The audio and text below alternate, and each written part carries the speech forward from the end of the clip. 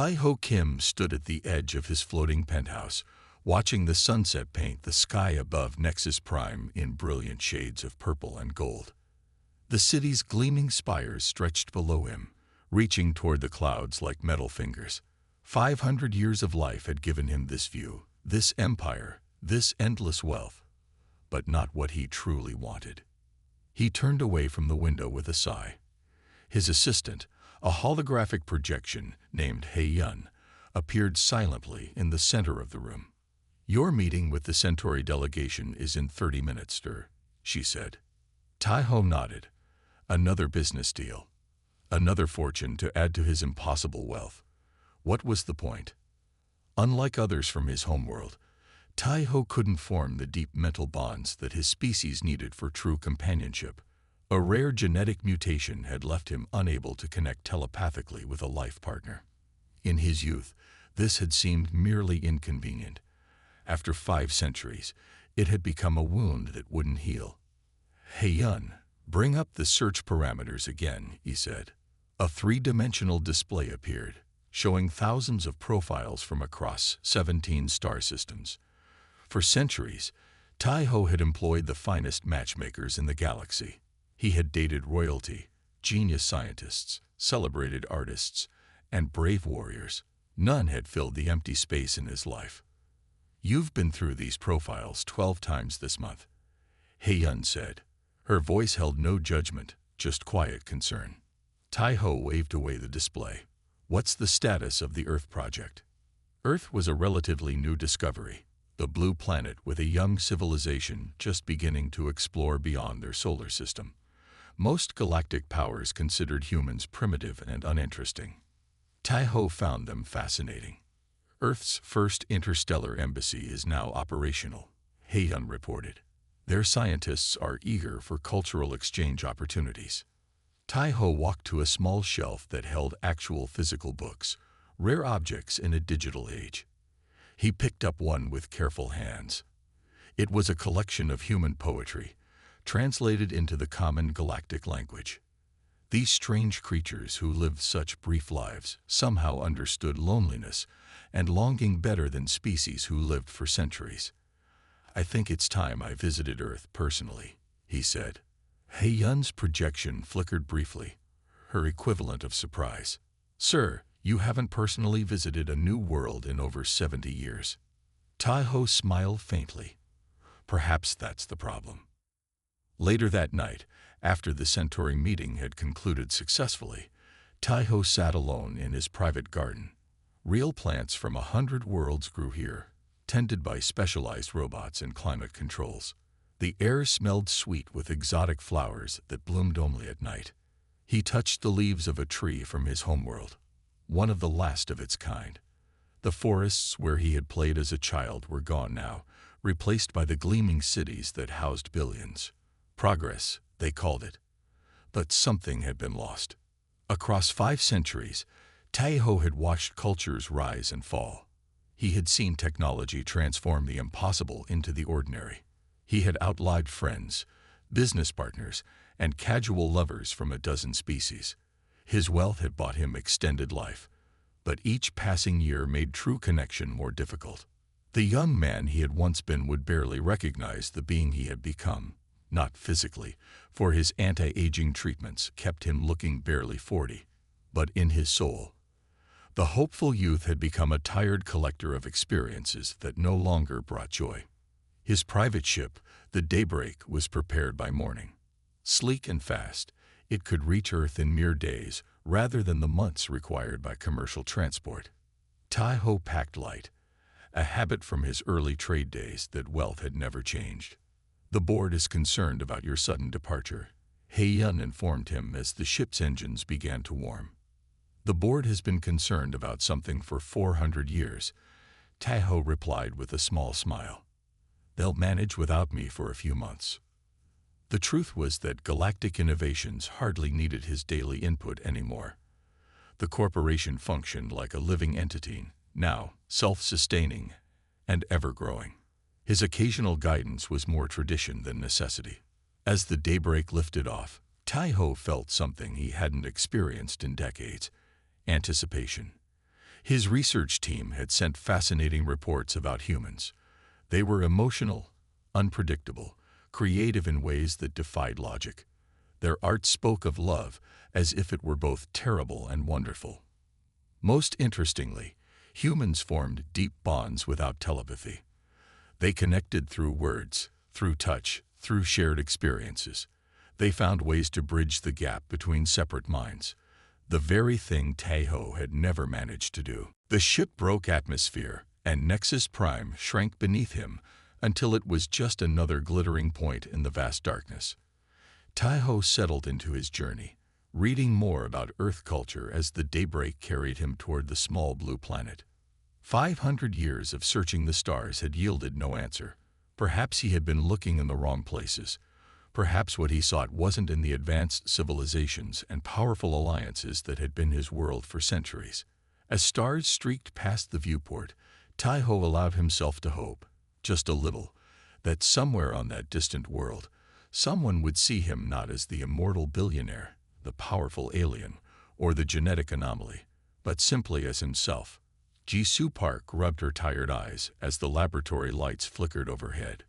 It was nearly midnight, and she was the only one still working in the International Space Academy's Sino-Linguistics department.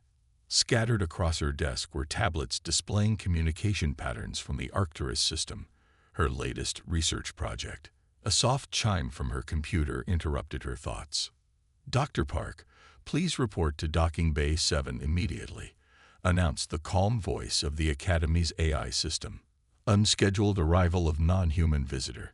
Your expertise is required." Jisoo blinked in surprise. Unscheduled arrivals were rare. Most diplomatic visits were planned months in advance.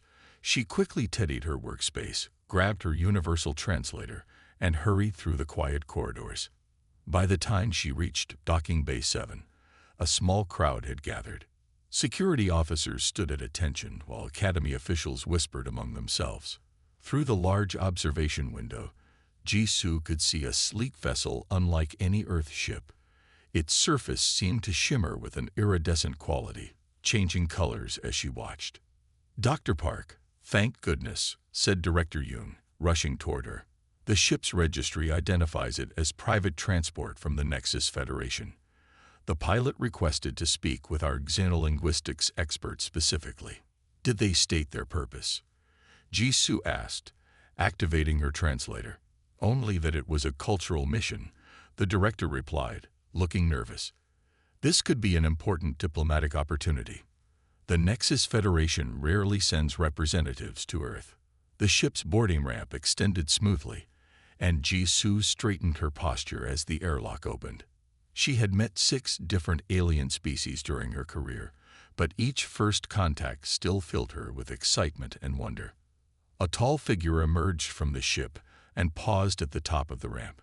Even at a distance, Jisoo could tell he was not human. He moved with unusual grace as he descended, his body proportioned slightly differently than a human's. His skin had a faint blue undertone that caught the light. As he approached, Jisoo stepped forward. "Welcome to Earth. I am Dr. Jisoo Park, xenolinguist and cultural attaché." The visitor smiled, a surprisingly human expression. "I am Tahoe Kim," he said in perfect Korean, then switched to flawless English. "Thank you for receiving me on such short notice." Jisoo's surprise must have shown on her face because he added, "I've studied Earth languages extensively." "Your pronunciation is remarkable," she said. Up close, she could see subtle differences in his features, eyes that were slightly larger than human norm, with irises that shifted color like liquid metal. "What brings you to our planet, Mr. Kim?" "Please, call me Tahoe.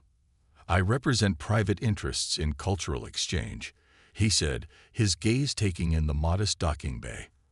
"I've long been fascinated by Earth and wished to experience your world firsthand."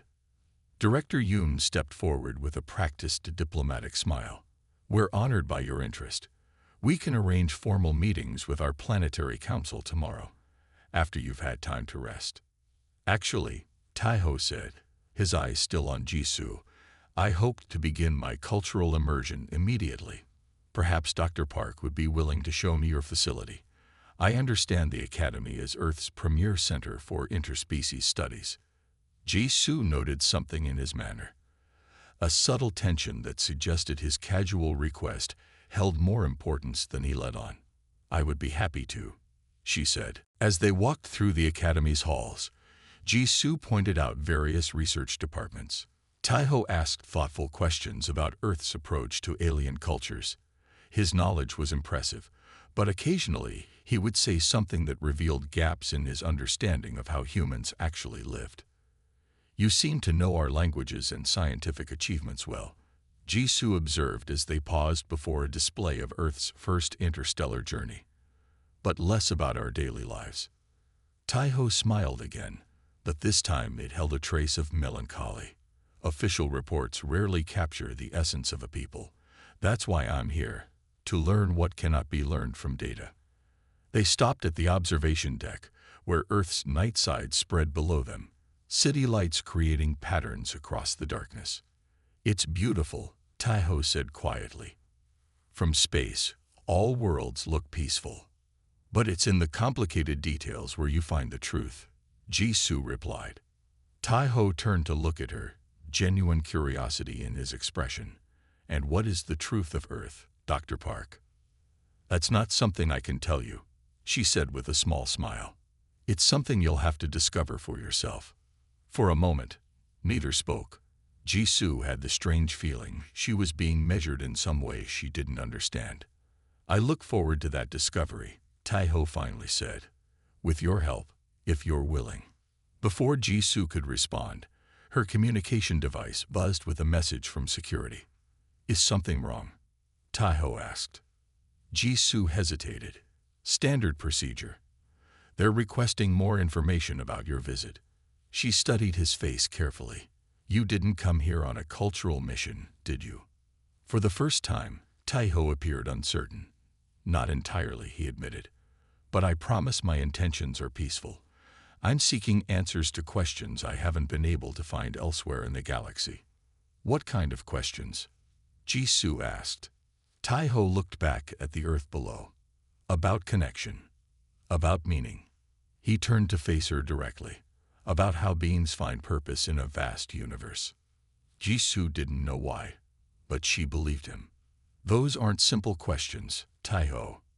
No, he agreed.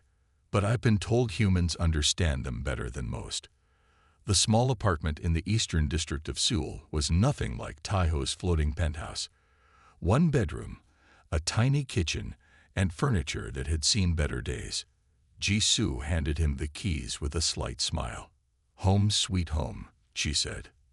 At least for the next month. Taiho looked around, curious rather than judgmental. Do all humans live in spaces like this? Many do. Some have much less. Jisoo pointed to a schedule on the wall. You start work tomorrow at the community garden. 6 a.m. That first week tested Taiho in ways 5 centuries of business dealings never had. His hands, soft from centuries of luxury, blistered as he dug in the community garden. His back ached from bending to plant seedlings. The elderly coordinator, Mrs. Lee, showed no special treatment to the alien in their midst.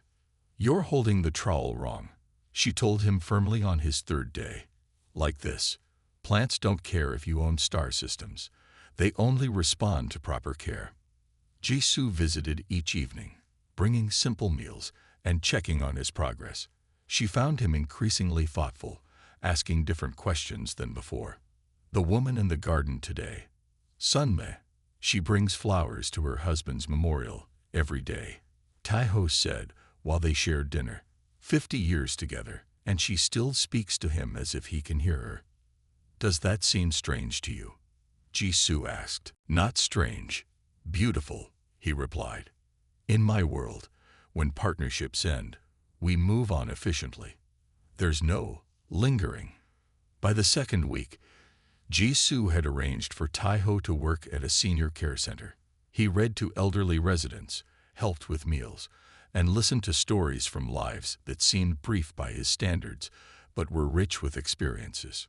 An 85-year-old man named Dae-sung particularly fascinated Taiho. Dae-sung had been married 3 times, each relationship different but meaningful. How can you open your heart again after losing someone? Tae-ho asked him during a chess game. Dae-sung moved his knight carefully. The heart is not a vault with limited space, young man. It expands. Each love is different, but not lesser. But the pain of loss is the price of connection. Dae-sung finished, taking Tae-ho's bishop, a price worth paying. In the 3rd week, Jisoo took Tae-ho to a local school where her friend taught music. The children were initially fascinated by the alien visitor, but quickly accepted him as he awkwardly attempted to learn traditional Korean instruments alongside them. A young girl named Maicha, shy but determined, offered to help him with the gaejum, a traditional string instrument. "Your fingers are too stiff," she said, demonstrating the proper technique. "You have to feel the music, not just play the notes." After several failed attempts, Tae-ho looked at her helplessly. "I don't think I can do this." "That's okay," Maicha said with unexpected wisdom. "Sometimes it takes practice to feel things properly."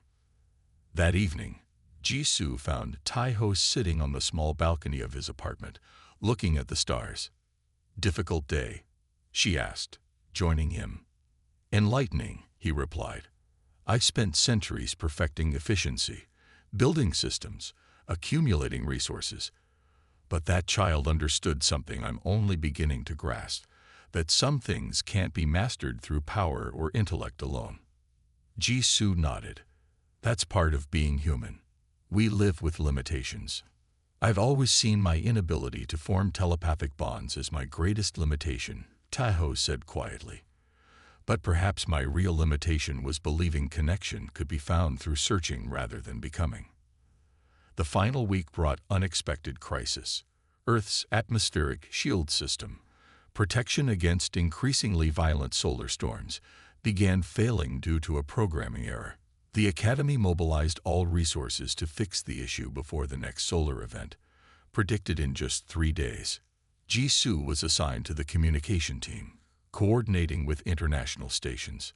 To her surprise, Tae-ho joined the volunteer effort without being asked, working alongside engineers despite having no official role.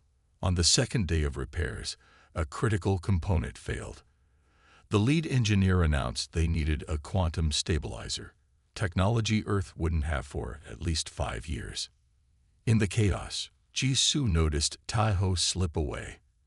Hours later, as hope was fading, he returned with a small device. "This should work," he said simply, handing it to the chief engineer. This is decades beyond our technology," the engineer whispered, examining it. Tae-ho met Jisoo's questioning gaze. "I called my ship. It had what was needed." "You broke our agreement," she said quietly. "No special resources. Some things matter more than challenges or agreements," he replied. People's lives were at risk. The stabilizer was installed, and the shield repaired just hours before the solar storm hit. Later, as they watched the colorful aurora created by the storm's interaction with the shield, Jisoo found herself reevaluating the alien beside her.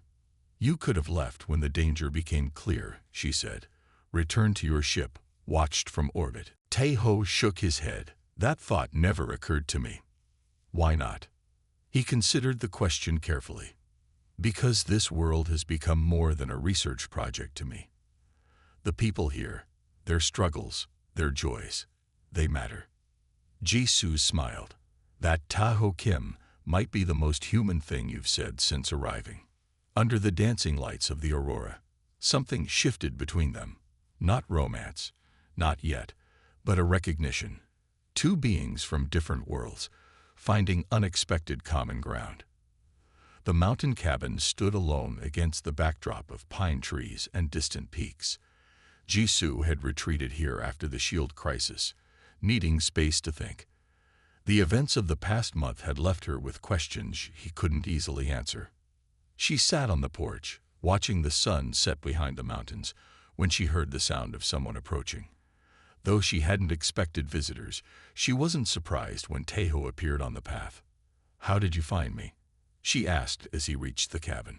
Your colleague, Minho, Taiho admitted. He was reluctant until I explained I was leaving Earth tomorrow. This news caught Jisoo off guard. You're leaving? Taiho nodded, taking a seat beside her on the wooden steps. My presence has become complicated for Earth. The Planetary Council is now aware of who I am. There are already proposals for trade agreements, technology exchanges, diplomatic alliances. Isn't that good? Jisoo asked. Isn't that what cultural ambassadors want? Perhaps, but my coming here wasn't about politics or business. Tahoe looked out at the darkening sky. I came looking for answers to questions I'd carried for centuries. I think I found them, just not in the way I expected. They sat in comfortable silence for a moment. A cool breeze stirred the pine needles around them. What answers did you find? Jisoo finally asked. That I've been searching for connection in all the wrong ways, Tahoe said simply. For 500 years, I looked for someone who would complete me, make me whole. I thought my genetic inability to form telepathic bonds was my greatest limitation. He turned to look at her, his eyes reflecting the last light of day. But humans taught me that true connection isn't about finding the perfect match. It's about becoming someone capable of genuine connection in the first place. Jisoo smiled. That's a lesson many humans take lifetimes to learn. In the garden, I learned patience. Tahoe continued. From the elderly, I learned that love can take many forms across a lifetime. From the children, I learned that vulnerability isn't weakness but strength. And from the shield crisis, Jisoo asked, that some things are worth risking everything for, not because they benefit you, but because they matter. Inside the cabin, Jisoo made tea, a simple ritual she had shared with Taiho many times over the past month. They sat at the small wooden table, steam rising from their cups. What will you do now? She asked. Return to running your corporate empire. Taiho shook his head. Not as before. My wealth and resources have been focused on accumulation for too long. I plan to redirect galactic innovations toward solving problems that matter, environmental restoration, sustainable development for emerging worlds, technology that connects rather than divides. That's quite a change of direction after 5 centuries. 5 centuries of going in circles, Taiho said with a small smile. It's time for a new path. As the night deepened around the cabin, they shared memories of the past month. The community garden, the senior center, the school, the crisis. What had begun as a challenge had become a journey neither had expected. I came to Earth looking for the perfect wife, Taiho admitted. I realize now how arrogant that was, as if someone else could solve the emptiness I felt. And now? Jisoo asked. Now I understand that meaningful connection can't be found. It must be built, not through wealth or power, but through understanding, compassion, and genuine interest in others. Jisoo studied him carefully. You've changed. Perhaps I've simply remembered something important, Taiho replied. Before I was a CEO, before the wealth and power, I was just a curious being trying to understand the universe. Somewhere along the way, I lost that. As morning approached, they moved to the porch again. The stars were fading as the eastern sky lightened. Earth will need allies in the years ahead, Jisoo said quietly. The galaxy is vast, and we're still new to interstellar community. Are you offering me a job, Dr. Park? Taiho asked with a hint of amusement. I'm suggesting a partnership, she replied. Not as the culmination of your search, but as the beginning of something different. Earth needs connections with the wider galaxy.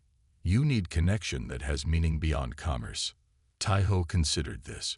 What would this partnership look like? I don't know exactly, Jisoo admitted. We would figure it out together. That's how the best relationships work. They evolve. The first ray of sunlight crested the mountain, touching the trees around them with gold. I would need to divide my time between Earth and my other responsibilities, Taiho said. And there would be challenges, political, cultural, practical. Life without challenges isn't really living, Jisoo replied. Taiho smiled. Another human wisdom I've come to appreciate. As the new day brightened around them, Taiho realized that his 500-year search hadn't ended as he expected. He hadn't found the perfect wife. Instead, he had found something more valuable. A new understanding of himself and what connection truly meant. "I accept your proposal," he said, extending his hand in the human gesture of agreement. Jisoo took it, her grip warm and firm. To new beginnings. In that moment, on a mountain far from the gleaming cities of both their worlds, two beings from different stars found not perfect completion, but perfect possibility. And perhaps that was the answer Taiho had been searching for all along.